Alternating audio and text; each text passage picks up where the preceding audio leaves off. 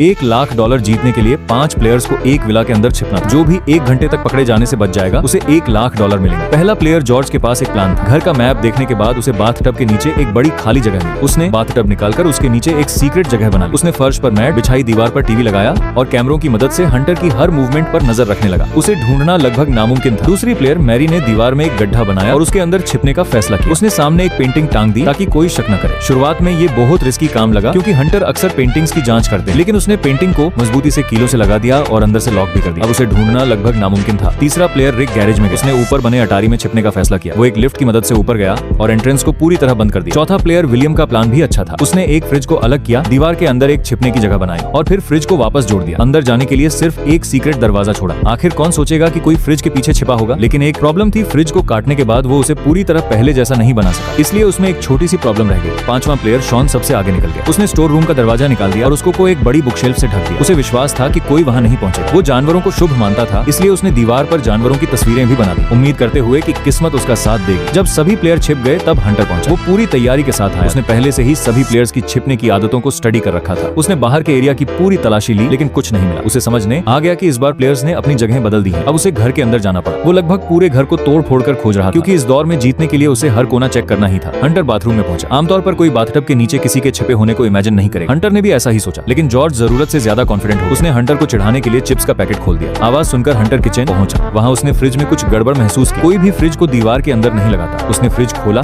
और समझ गया कि कुछ छिपाया गया है। विलियम बाहर आने को तैयार नहीं था, इसलिए हंटर ने उसे जबरदस्ती बाहर निकाल लिया। पहला प्लेयर पकड़ा गया। ये हंटर बहुत शातिर था। उसे सभी प्लेयर्स की छिपने की जगहों का अच्छा अंदाजा था। अब 4 प्लेयर्स बचे थे। वो गैरेज तक पहुंचा। रिक ने वहां एक जाल भी लगाया था, लेकिन गैरेज का एरिया छोटा था। हंटर फिर घर के अंदर लौटा। उसे सीढ़ियों के नीचे किसी के छिपे होने का डाउट हुआ। उसने थपथपाकर जांच की और उसे आवाज नॉर्मल नहीं लगी। उसने मैट हटाया और एक छोटा सा गैप देखा। वो अंदर घुसा, लेकिन हैरान रह गया। वहाँ कोई नहीं था। ये देखकर वो गुस्से से भर गया। उसी समय जॉर्ज ने स्पीकर से उसे चिढ़ाया, तुम मुझे कभी नहीं ढूंढ पाओगे। पहले उसकी बातों की वजह से विलियम पकड़ा गया था और इस बार उसकी आवाज ने शॉन को मुसीबत में डाल दिया। हंटर को शक हुआ कि बुकशेल्फ हिल सकती है। उसने उसे हटाया और तुरंत समझ गया कि कोई अंदर छिपा है। शॉन अंदर घबराहट से कांप रहा था। जैसे ही हंटर ने बुकशेल्फ हटाई, शॉन भी पकड़ा गया। अब 3 खिलाड़ी बाहर हो चुके थे। रिक भी लालच का शिकार बन गया। वह लगातार चिप्स खा रहा था और आवाजें कर रहा था। हंटर ने उन आवाजों से उसकी सही लोकेशन का अंदाजा लगा लिया और समझ गया कि वो गैरेज में छिपा। उसने स्विच ढूंढ निकाला और रिक की छिपने की जगह तक पहुंच गया।